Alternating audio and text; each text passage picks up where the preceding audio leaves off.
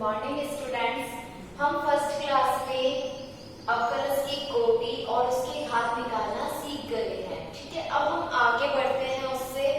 तो अवकलज की कोटि हमारे यहाँ भी काम आएगी, तो उसकी डेफिनेशन आप लोगों को याद होनी चाहिए। अब हम सबसे पहले डेफिनेशन देखेंगे व्यापक हल की, विशिष्ट हल की, विचित्र हल की, कि इनकी डेफिनेशन क्या होती है। उसके बाद इनके बेसिस पे जो भी हमारे क्वेश्चंस हैं हम उनको सॉल्व करेंगे। तो सबसे पहले जो हमारी डेफिनेशन है वो है व्यापक हल की। व्यापक हल, व्यापक हल एक ऐसा हल होता है जिसमें अवकलज की कोटि के बराबर क्या होते हैं, स्वेच्छ अचर होते हैं। जैसे कोई एग्जांपल लेती हूं मैं, पहले एग्जाम्पल लिया d2y/dx²। ठीक है, इसकी कोटि कितनी है, यहाँ पर दो कोटि का क्या है, ये अवकलज है। और इसकी पावर कितनी है, एक। इसके आगे मान लो और भी कम कोटि की क्या है, एक अवकलन समीकरण है। तो मैक्सिमम अवकलज की कोटि 2 हो गई और इसकी घात कितनी हो गई हमारी, 1। तो अब हमारे पास कोई इक्वेशन दी हुई है, डिफरेंशियल इक्वेशन है ax² + by² = 1। तो इसमें कितने अचर हैं, 2 अचर हैं। कौन कौन से हैं स्वेच्छ अचर, a, b। तो ये जो अचर हैं ये किसके इक्वल होने चाहिए, अवकलज की कोटि के क्या होने चाहिए, बराबर। जब हम इस डिफरेंशियल इक्वेशन को सॉल्व करेंगे तो सबसे पहले हम देखेंगे कि हमारे इक्वेशन में कितनी स्वेच्छ अचर हैं। जितने स्वेच्छ अचर हैं उतनी कोटि तक हम क्या करेंगे, उस इक्वेशन का अवकलज करेंगे। ठीक है, यहाँ कितने हैं, 2 अचर हैं। कितनी बार अवकलज कर देंगे हम, 2 बार। अगर इस इक्वेशन में ax² by² + cz² = 1 होता तो कितने अचर हैं इस डिफरेंशियल इक्वेशन में, 3, 1, 2, 3। तो तीनों का मान निकालने के लिए हमें जो इस इक्वेशन का डिफरेंशिएट करना पड़ेगा वो कितने टाइम करना पड़ेगा, 3 बार, ताकि 3 इक्वेशन बनेंगी और तीनों इक्वेशन से हम a की, b की और c की वैल्यू निकालेंगे। ये तो हो गया हमारा व्यापक हल कि अवकलज की कोटि के बराबर क्या होने चाहिए, स्वेच्छ अचर होने चाहिए। दूसरी बात विशिष्ट हल। विशिष्ट हल क्या होता है, जब हमने इसका 3 बार और इस इक्वेशन का 2 बार डिफरेंशिएट कर लिया, उसके बाद हमारे पास 2 इक्वेशन आ गई। तो इक्वेशन एक बार अवकलज, दूसरी बार अवकलज करा, उन तीनों से a का, b का और c का जो हम मान निकालेंगे और उन मानों को इस इक्वेशन में पुट कर देंगे। तो मानों को पुट करने के बाद वो हमें कौन सा हल देगा, विशिष्ट हल देगा। और अगर इनके मानों को पुट करने पे हमें कोई आंसर नहीं मिलता तो वो कौन सा हो जाएगा, हमारा विचित्र हल। अब हम इनकी डेफिनेशन देखते हैं।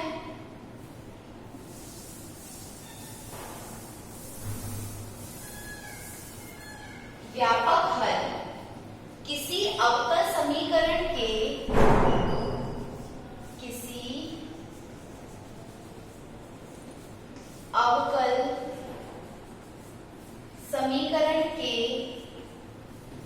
ऐसे हल, किसी समीकरण के ऐसे हल जिसमें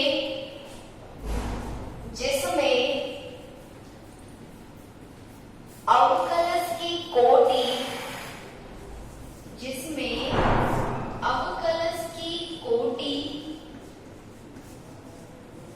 के बराबर संख्या में स्वेच्छ अचर आते हो, स्वेच्छ अचर आते हो या हो, क्या कहलाएगा, वो व्यापक हल कहलाता है।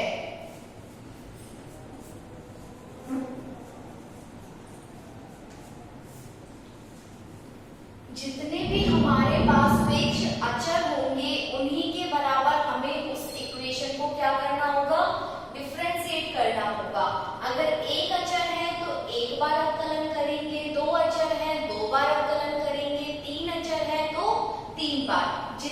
हमारे इक्वेशन में दिए हुए हैं स्वेच्छ अचर, उतनी बार उस इक्वेशन में क्या करना है, हमें अवकलन करना है। तो अभी हमारे पास जो क्वेश्चंस देखेंगे वो यही होंगे कि कोई भी अवकल समीकरण दी हुई है, इसका व्यापक हल निकालो। तो उस इक्वेशन में हम क्या करेंगे, स्वेच्छ अचर देखेंगे, जितने हैं उतनी बार उसका अवकलन कर देंगे, तो हमारे पास क्या आ जाएगा, व्यापक हल।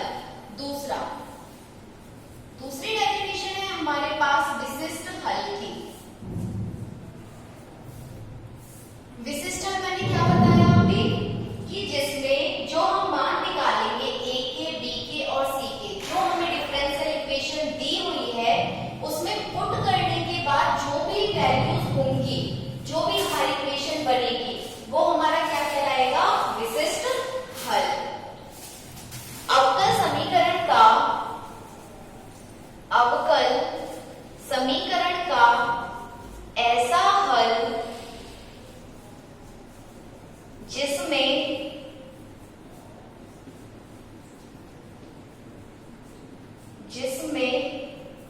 स्वेच्छ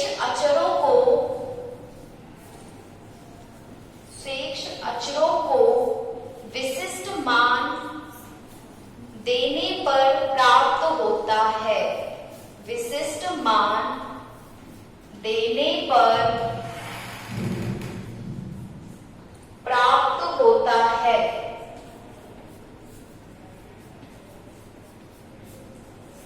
विशिष्ट हल कहलाता है।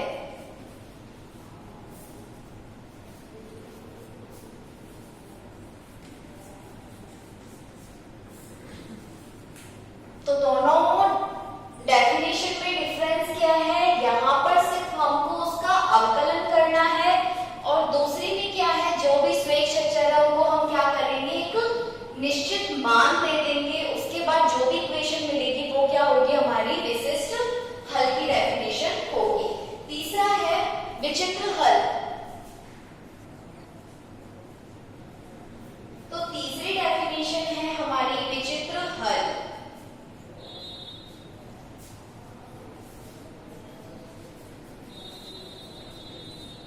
विचित्र हल, तो इसमें क्या हो जाएगा, अगर विशिष्ट मान देने पर वो कोई इक्वेशन प्राप्त होगी तो वो विशिष्ट हल हो जाएगा, और नहीं होगी तो वो कौन सा हो जाएगा, हमारा विचित्र हल। अवकल समीकरण का ऐसा हल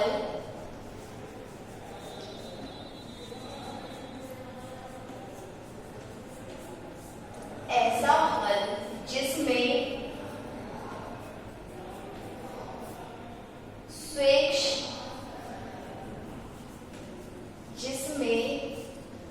स्वेच्छ अचरों को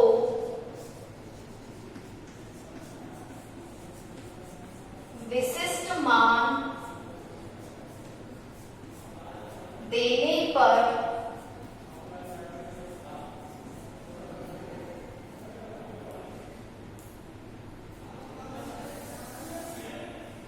प्राप्त नहीं होता है, विचित्र हल कहलाता है।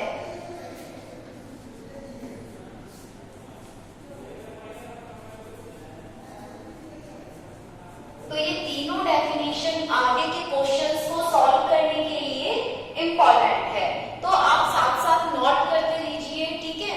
अब हम करते हैं इसके क्वेश्चंस। तो पहला क्वेश्चन है हमारा,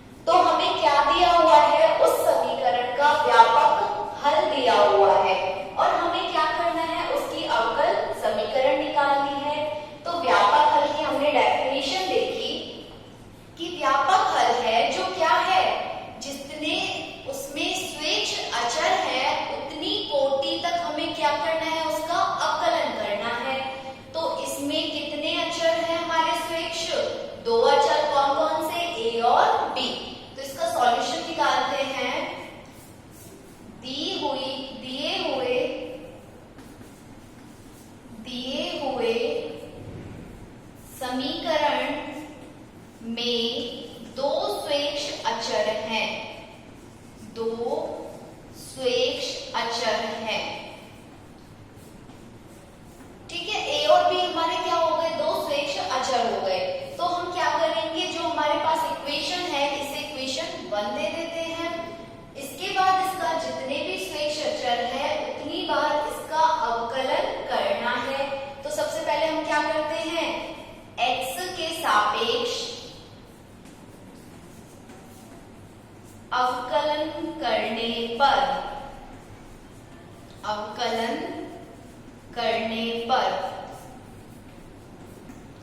क्या हो जाएगा, dy अपॉन dx। y का x के रेस्पेक्ट में कर रहे हैं तो dy अपॉन dx। ठीक है, अब हमने यहाँ d क्यों लिया है, क्योंकि सिर्फ ये किसके रेस्पेक्ट में हो रहा है, x के। और जब एक चर के सापेक्ष हम अवकलन करते हैं तो वो कौन सी इक्वेशन होती है, साधारण अवकल समीकरण। तो वहां क्या लगेगा, हमारा कंप्लीट d लगेगा। ठीक है, और आंशिक में क्या होता है, एक से अधिक चरों के सापेक्ष हम क्या करते हैं, उसका अवकलन। तो y का x के सापेक्ष dy upon dx, ax square का 2ax, जो स्क्वायर है वो कहाँ आ जाता है, आगे 2a, और x की पावर 1 कम हो जाती है, प्लस b। Equation number 2। हमारे पास अचर कितने हैं, 2। कितनी बार अवकलन कर लिया, एक बार। क्या करना है, एक बार उन्हें अवकलन करना है। x के सापेक्ष पुनः अवकलन करने पर,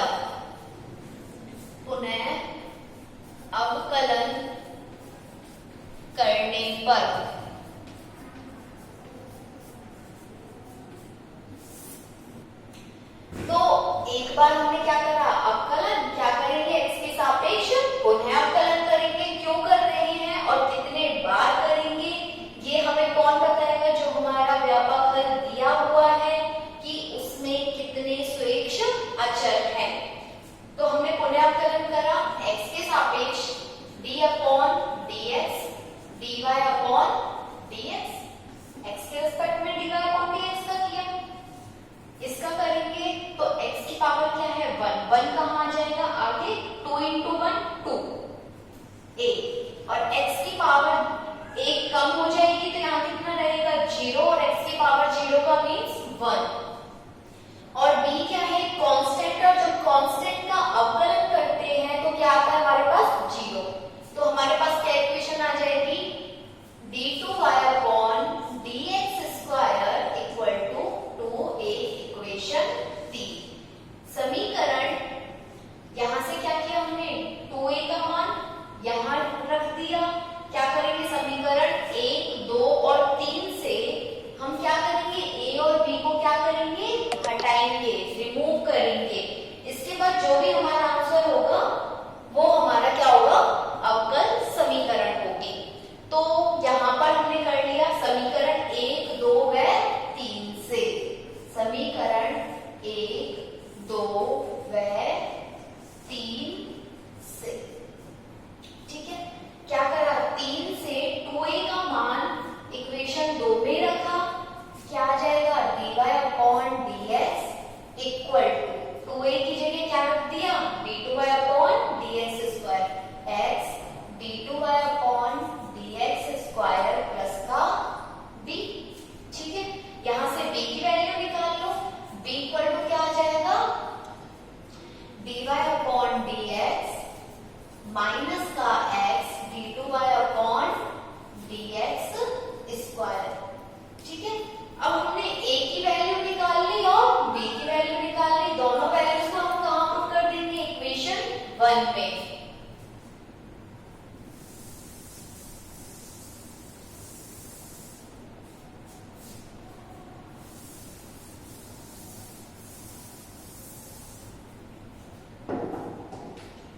तो हम क्या करते हैं, a और b की वैल्यू को कहां पुट कर देते हैं, इक्वेशन 1 में।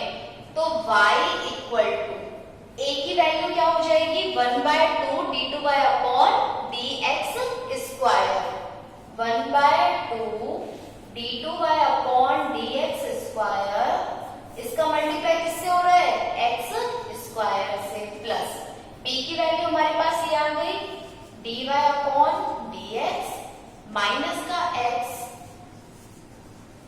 d2y अपॉन dx स्क्वायर, इसका मल्टीप्लाई x से अंदर मल्टीप्लाई कर लो, x square by 2 d2y upon dx square plus का x dy upon dx minus का x square d2y upon dx square. ठीक है, आफ्टर दैट 1/2 और माइनस का 1। ओके, तो अब हम क्या करेंगे, 1/2 x square d2y upon dx square minus का x square d2y upon dx square, ये 1/2 माइनस का 1। ठीक है, तो 1/2 माइनस 1 करेंगे तो क्या आ जाएगा, माइनस का 1/2 माइनस का 1/2 x square d2y upon dx square plus x dy upon dx। Okay, अब आगे क्या करते हैं, जो ये 2 है इसका हम क्या करते हैं, मल्टीप्लाई कर देते हैं नीचे से हटाकर, ताकि हमें इजी डिफरेंशियल इक्वेशन या अवकल समीकरण मिले। क्या करा, 2 का मल्टीप्लाई कर दिया, 2y माइनस का x square d2y upon dx square plus का 2x dy अपॉन dx। जितनी भी इक्वेशन है इनको मैं इक्वल टू के इस साइड ले आऊंगी ताकि इक्वल टू क्या हो जाए, 0 हो जाए हमारे पास। तो ये माइनस की टर्म्स है, इस लेफ्ट हैंड साइड में आएगी तो किसकी हो जाएगी, पॉजिटिव हो जाएगी, d2y upon dx square minus 2x dy upon dx plus का 2y इक्वल टू 0। तो जो हमारे पास इक्वेशन आई है वो क्या है, x square d2y upon dx square minus का 2x dy upon dx plus 2y equal to 0। इस इक्वेशन में हम देख रहे हैं क्या स्वेच्छा चर है क्या, a और b, नहीं, हमने क्या करा, उन दोनों स्वेच्छा चर को रिमूव कर दिया। तो ये क्या हो जाएगी, हमारी एक डिफरेंशियल इक्वेशन जिसका व्यापक हल हमें क्वेश्चन में दिया हुआ था। ठीक है, ये वाला क्वेश्चन हमारा कंप्लीट। नेक्स्ट क्वेश्चन करते हैं अब हम।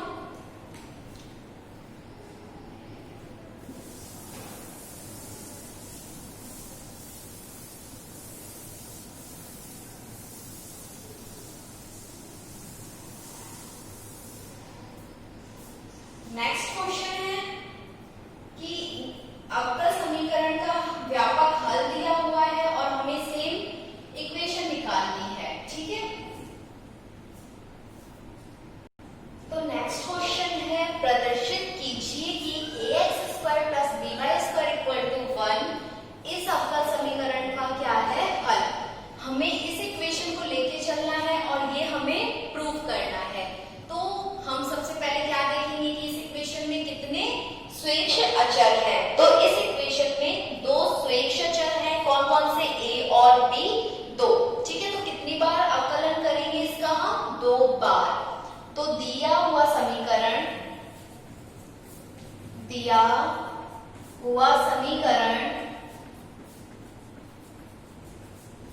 ax square plus by square equal to 1। Equation क्या मान लिया, इसको हमने 1 मान लिया। क्या करेंगे, x के सापेक्ष अवकलन करेंगे, x के सापेक्ष अवकलन करने पर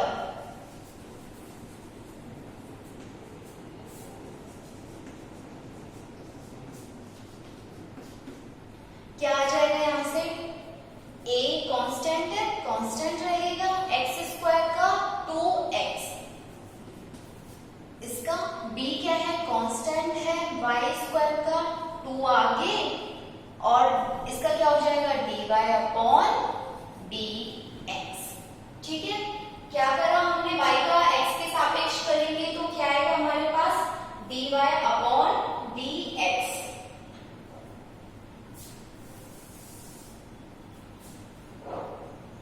b क्या है, कांस्टेंट है, y स्क्वायर का क्या हो जाएगा 2y, और y का करेंगे तो dy अपॉन dx। और एक क्या है, कांस्टेंट है, एक के साथ ना x है ना y है, तो इसका क्या हो जाएगा 0। Equation number number 2।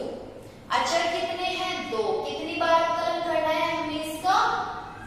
2 बार करना है। इस इक्वेशन को थोड़ा और इजी बनाने के लिए हम क्या कर सकते हैं? 2 से क्या करें, इस इक्वेशन को डिवाइड कर दें, तो यहां से 2 क्या होगा हमारा? हट जाएगा। ax plus by dy upon dx equal to 0 equation 2। क्या करेंगे? उन्हें x के सापेक्ष अवकलन करने पर, उन्हें x के सापेक्ष अवकलन करने पर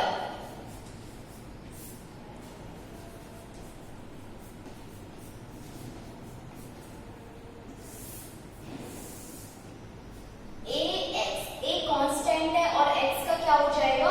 1। क्या बचेगा? सिर्फ a। b constant. अब यहाँ हमारे पास 2 टर्म्स हो गई, एक हो गई y और दूसरी हो गई dy अपॉन dx। तो a इंटू b से इसको क्या करेंगे? इसका अवकलन करेंगे। a को हमने क्या रखा? As it is. b का हमने क्या करा? सॉरी, अवकलन कर दिया d2y upon dx square plus, अब क्या करा? Second terms as it is put कर दी और y का क्या करेंगे? x के सापेक्ष अवकलन करेंगे, तो क्या हो जाएगा? dy upon dx equal to 0। a plus by d2y upon dx square plus b dy upon dx का होल स्क्वायर। ठीक है। आफ्टर देन इक्वेशन हो गई हमारे पास 3। तो समीकरण 1, समीकरण 2 और समीकरण 3 से क्या करेंगे? स्वेच्छ अचरों को हटाएंगे। तो हम देख रहे हैं यहाँ से हम ना तो a की वैल्यू निकाल सकते हैं ना b की। ठीक है, तो हम क्या करते हैं? जो हमने 12th में पढ़ा था, क्या? सारणिक मैट्रिक्स। तो हम उस विधि से इस क्वेश्चन को सॉल्व करेंगे। समीकरण 1, 2 और 3 से। समीकरण 1 से स्वेच्छ अचर है, उनका जो गुणांक है वो क्या है? a का गुणांक x स्क्वायर, b का गुणांक y स्क्वायर और इक्वल टू के बाद जो कांस्टेंट है वो 1। इक्वेशन 2 में देखो, a का क्या है गुणांक? x, b का गुणांक y dy upon dx, y dy upon dx और इक्वल टू के बाद 0। ठीक है। तीसरी इक्वेशन में a का गुणांक 1, b का गुणांक y d2y upon dx square plus dy upon dx का होल स्क्वायर और इक्वल टू के बाद 0। तो तीनों इक्वेशन से हमने क्या करा? सारणिक बना ली। सारणिक से क्या करेंगे? मान निकाल लेंगे। मैं सारणिक दोबारा बना देती हूँ। x square y square 1x y dy upon dx 0, 1 y d2y upon dx square plus dy upon dx का होल स्क्वायर 0। अब सारणिक को हल करना तो हमने 12th क्लास में ही सीख लिया कि सारणिक हम किस तरह से हल करेंगे। तो क्या करते हैं? पहली लाइन और पहला स्तंभ। ठीक है, यहां से ये वाली लाइन कट गई, इसका मल्टीप्लाई इससे, इसका मल्टीप्लाई इससे, तो क्या है वो? 0।